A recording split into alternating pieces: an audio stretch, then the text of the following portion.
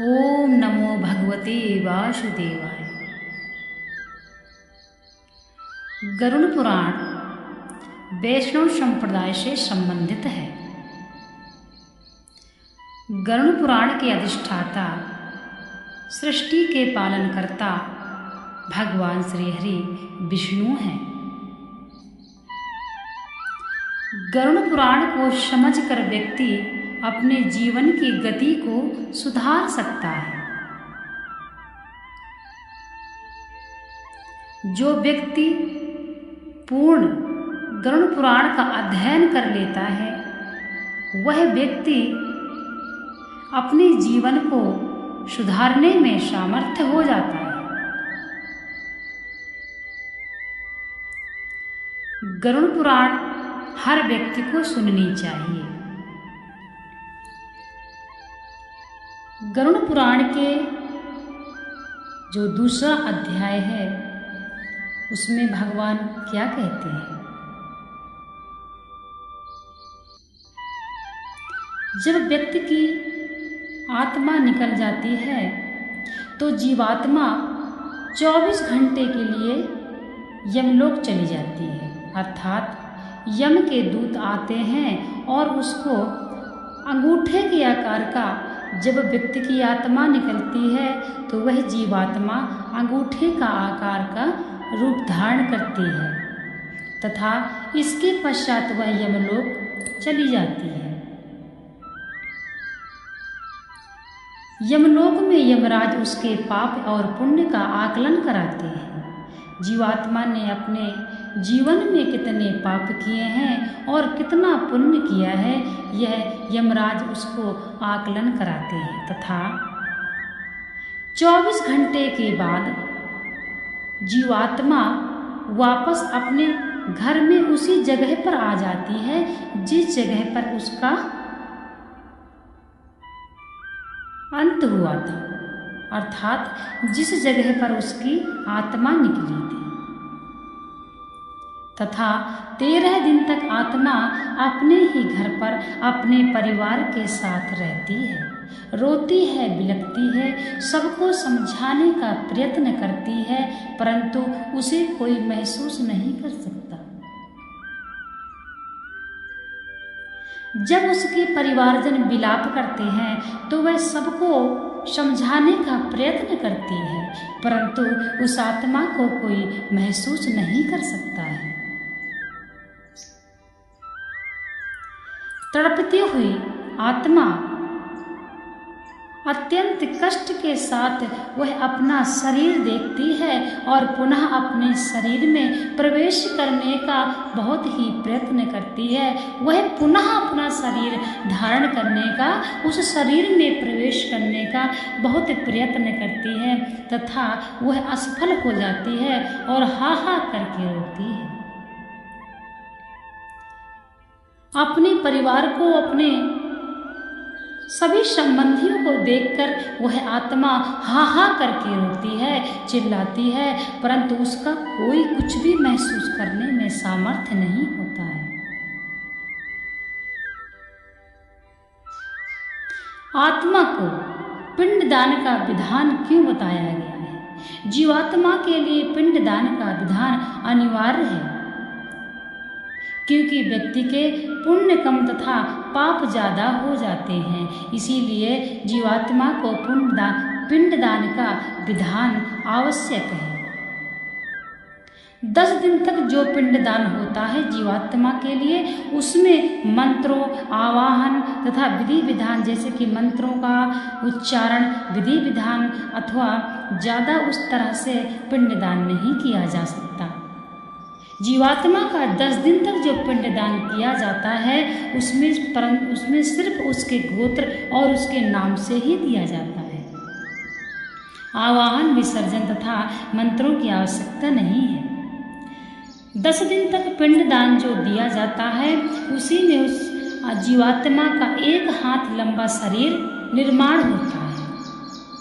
पहले दिन जो पिंडदान दिया जाता है, उससे जीवात्मा का मूर्धा का निर्माण होता है। देखिए, 10 दिन तक पिंडदान दिया जाता है। तथा पिंडदान के 4 भाग हो जाते हैं। 2 भाग से जीवात्मा का शरीर का निर्माण होता है, 1 भाग जीवात्मा को मिलती है तथा 1 भाग यमराज को मिलता है। पहले दिन जो पिंडदान किया जाता है उससे उस जीवात्मा का मूर्धा का निर्माण होता है तथा दूसरे दिन जो पिंडदान किया जाता है उससे जीवात्मा के दोनों स्कंद तथा ग्रीवा का निर्माण होता है। तीसरे दिन जो पिंडदान किया जाता है उससे जीवात्मा के वक्ष स्थल का निर्माण होता है तथा चौथे दिन जो पिंडदान किया जाता है दोस्तों उससे उस जीवात्मा के पृष्ठभाग का निर्माण होता है।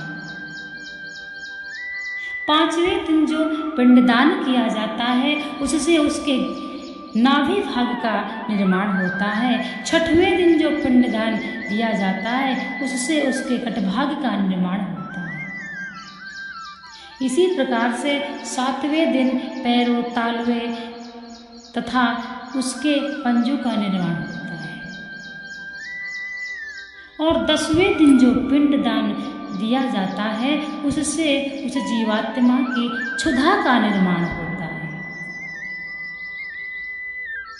10वें दिन जीवात्मा अत्यंत भूख महसूस करती है, तड़पती है भूख से तथा परेशान होती है और हा हा करके रोती है तथा अपने द्वार पर ही रहती है। 13 दिन तक आत्मा उसी जगह पर, उसी द्वार पर रहती है जिस जगह पर उसकी अंतिम सांस टूटती है। जब 10वें दिन उस जीवात्मा के क्षुधा का निर्माण हो जाता है तब 10वें दिन यह विधान है कि अच्छे से अच्छा भोजन बनाकर उस जीवात्मा को उस दिन आहार प्राप्त होता है। इसीलिए 10वें दिन अच्छा भोजन बनाकर जीवात्मा को प्राप्त होता है, अच्छा भोजन बनता है। 11वें, 12वें और 13वें दिन तक जो भी वस्त्र, पात्र, दीपदान जो भी किया जाता है वह आत्मा को मिलता है, यानी आत्मा की सहायता करता है, वह जीवात्मा के लिए ही होता है। तथा 13वें दिन यमराज आ जाते हैं और आत्मा भूख प्यास तथा भूखी प्यासी तड़पती रोती बिलखती हा हा करके रोती हुई यम पथ पर चल देती है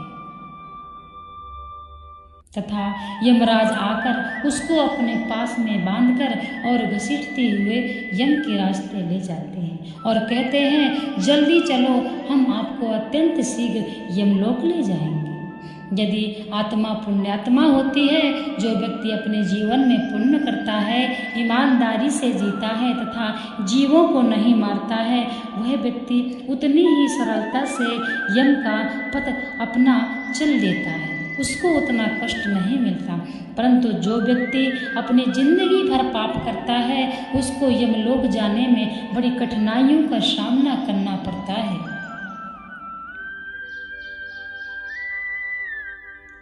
दसवें दिन के पिंडदान से व्यक्ति का 1 हाथ लंबा शरीर का निर्माण हो जाता है तथा उसी को यमराज अपने पास में बांधकर घसीटते हुए ले जाते हैं। अब यमराज किस तरह ले जाएंगे यह व्यक्ति के कर्मों पर ही आधारित है। जैसा हम और आप काम करेंगे, जैसा हम और आप अपना कर्म करेंगे, वैसे ही हमको सुविधाएं मिलेंगी। जो व्यक्ति पापी होता है उसको यमराज बांध के ले जाते हैं तथा वह व्यक्ति भूख प्यास से तड़पता हुआ, अपने परिवार को ध्यान करता हुआ, अपने सभी संबंधियों को पुकारता हुआ जाता है तथा गिर जाता है। यमराज उसको कोड़े मारकर फिर उठाते हैं तथा बालू गर्म रेत में चलाते हैं। इस प्रकार से यम का जो पथ है बड़े ही कठिनाइयों से पार करना पड़ता है मित्रों। अब आप ही समझिए कि हमको यम का पथ कैसे चलना है, हमको वहाँ पर कितना कष्ट भोगना है। जिस आत्मा को पिंडदान नहीं किया जाता है वह आत्मा हजारों वर्षों तक पृथ्वी लोक में घूमती रहती है तथा इसके पश्चात उस आत्मा को शरीर मिलता है। स्त्री पुरुष जिनकी मृत्यु हो जाती है, जब उनको आहार दिया जाता है तो प्रेत कहकर दिया जाता है। प्रेत कहने से उनको आनंद का महसूस होता है, इसीलिए उनको प्रेत कहना चाहिए और पिंडदान सभी का होना चाहिए। गरुड़ पुराण वैष्णव संप्रदाय से संबंधित है। इसके अधिष्ठाता भगवान विष्णु हैं। मित्रों, आप सभी गरुड़ पुराण को पढ़िए। हमारे पहली प्रस्तुति अर्थात पहली वीडियो में पहले भाग में हम यह बता चुके हैं कि जब व्यक्ति की मृत्यु होती है उस समय उस व्यक्ति को कितना कष्ट होता है तथा यह प्राण किस प्रकार निकलते हैं। आप हमारी पहली प्रस्तुति देखिए तथा सब्सक्राइब कर लीजिए। गरुड़ पुराण अगर नहीं पढ़ा, नहीं सुना तो समझो जिंदगी में आपने कुछ भी नहीं सुना। इसलिए सभी को गरुड़ पुराण अवश्य सुनना चाहिए। हमारा सबसे मुख्य पुराण है गरुड़ पुराण। इसके ही आधार से इसका ही अनुसरण हमें करना है, क्योंकि जिस प्रकार से हम यहाँ पे रह रहे हैं हमको मालूम नहीं है। दोस्तों, यह तो एक अल्प समय का हमारा जो समय निर्धारित है, उतने दिन तक हम इस पृथ्वी लोक में रहेंगे। हम यहाँ पर समझो किराए पर हैं। अटल सत्य क्या है? हमारी मृत्यु ही हमारी अटल सत्य है। दोस्तों, इसके बाद हमको परलोक ही जाना है। अब परलोक में हमको किस तरह से हमको सुविधाएं मिलती हैं, कितना हमको कष्ट मिलता है, वह हम खुद इसी लोक में रहकर अपनी व्यवस्था कर सकते हैं। अर्थात इस लोक में रहकर आप परलोक की व्यवस्था यहीं से कर सकते हैं। तो अच्छे कर्म करिए, जीवों पर दया करिए, सभी का सम्मान करिए, यही व्यक्ति का कर्तव्य है।